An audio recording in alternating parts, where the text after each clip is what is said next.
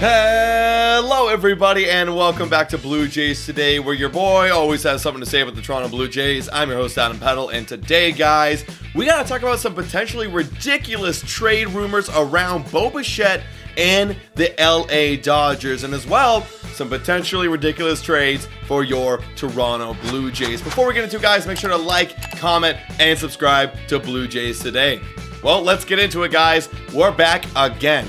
Weeks ago, we talked about how Bo Bichette was linked to the LA Dodgers, but there was no real insider or analyst talking about that. It was more of just a Dodger beat reporter, for some paper, talking about how this would be really cool. They need a shortstop. Bo Bichette, 2 years left. Blue Jays underperform, overrated. Then they might trade him off. But we said, no. Trading Bo Bichette, that's ridiculous. Now, apparently, this actually has a little bit of weight to it, and it's just getting ridiculous, guys. Blue Jays Nation, shout out to them because they are big sponsors of this channel. Blue Jays Nation, they quote in this article here that apparently Dodgers are interested in Bo Bichette, though there's no suggestion that the Blue Jays would move him. And if you go into the article, they do come out here with a quote that the MLB.com's Juan Toribio, I hope that I said that correctly, noted the Dodgers are monitoring the trade market for a shortstop, mainly Milwaukee's Willy Adames, that we've talked about on this channel. He's a potential trade target for the Toronto Blue Jays, and Toronto's Bo Bichette. Now, I'm going to come out and say it right now. I don't think you need me to say it. I think everyone's going to agree. There's no actual reality where the Toronto Blue Jays trade away Bo Bichette, because that means you go from an underperforming team to a rebuilding team just like that in one trade. There's not a chance. The only way you would do that is if they're offering a ready-to-play now player at the caliber of Bo Bichette, and there isn't right now, other than Freddie Freeman or Mookie Betts. But I'm talking at Bo Bichette's level. They're just not going to do that. It would make really not a lot of sense for the Blue Jays to do that. So I'm ending it right there. On that note, no way is that going to be happening anytime soon between the Toronto Blue Jays and the LA Dodgers. It's absolutely ludicrous to think about, and I can't believe that the Dodgers would even be thinking about this. Now, I'm not saying that they are accusing them, let's go inquire about Bo Bichette. Respect, dude. You want our guy. You see a window. But it kind of just shows you how the Toronto Blue Jays are kind of being viewed at right now around the league. They were up here. They had their chance. And now they're leaving their window, which they're not wrong. We are leaving our window. I think this year, next year is kind of our last chance with this core unless we extend them, right? So I get it, but it is kind of crazy for them to think that we're done already, considering our pitching staff and the team that we've built over the few years. So I think that's ridiculous. Now, Toronto Blue Jays, however, we could be out here making some ridiculous trades. Time for a quick shout out to Betway. Betway is the best place to make all of your sports bets on all of your favorite teams. Betway is also in collaboration with iGaming Ontario. Must be 19 years older to participate. And guys, please bet responsibly. Now, back to the content.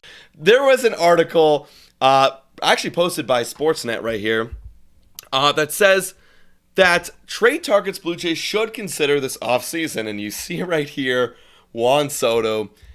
Obviously, Juan Soto would be a trade target you want to consider. However, I'm going to speak for the Padres the same way I'm speaking for us.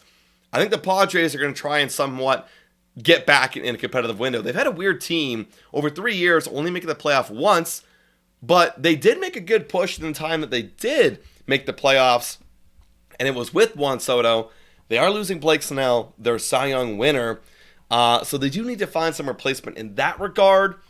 But they still have Juan Soto on for one more year, and I don't think that they're going to just give up their window after all the trades and all the signings they've made in the last few years. I don't think they're going to do that. They do suggest it right here, but obviously I think it's a dream scenario. Again, they would need some sort of prospects with ready-to-now players, maybe a pitcher and an outfielder, but I don't think that's going to be happening anytime soon. In this article, you can read about it. It's awesome. They talk about Willy Adames. I've broken down Willy Adames in a video room. I actually think it's realistic because based on Milwaukee Brewers, they're a small market team. Willy Adames is going to cost a lot of money next year with the arbitration. They might want to send him off, and I think that makes a lot of sense for the Blue Jays to go and do this, maybe make him into a third baseman. However, Jonathan India, no interest, declining, young guy, second base. We have too many of those. However, I want to bring up Mike Yastrzemski from the San Francisco Giants. Now, they're a little bit different. They were a losing ball team. Yes, they have aspirations of being good again. They did win 100 wins back in the day, but they could actually consider shipping off a Mike Yastrzemski. He's 33, still 2 years left on his control. He showed a little bit promise last year with the bat, bouncing back a bit in 2023, hitting 15 home runs. He hit 17 the year before that, but he hit 15 this year with almost about roughly a little bit more than half playing time. So the power started to come back from Yastrzemski after hitting 25 back in 2021. So that for me, it's interesting also because it makes a lot of sense for both sides.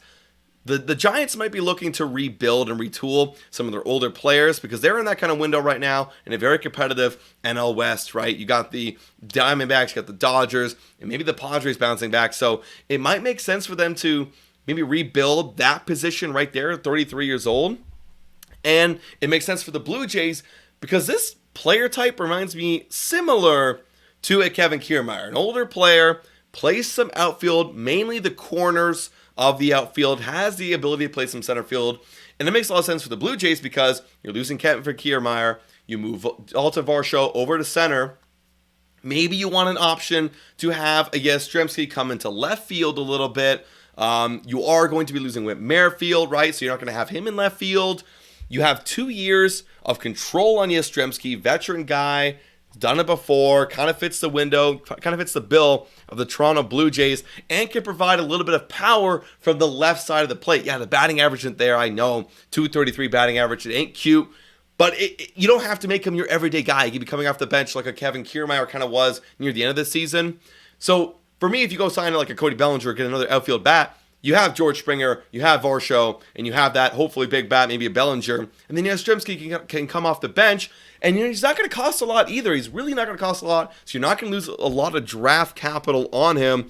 So I actually do think this makes a lot of sense, and this is a guy that I would be eyeing, guys, as a potential sneaky trade for the Toronto Blue Jays. But you guys let me know in the comments down below, what do you think about this whole thing with Bo Bichette and the Dodgers? Seems kind of ridiculous, and it's definitely 100% not going to happen. But let me know about these other kind of trade targets, like maybe a Mike Yastrzemski or maybe a Juan Soto for the Toronto Blue Jays. Guys, $3 a month to become a Patreon member. Shout out and thank you to all of our current Patreon members and to our YouTube members. You guys are absolutely phenomenal. Thank you so much for watching. And as always, guys, go Jays, go.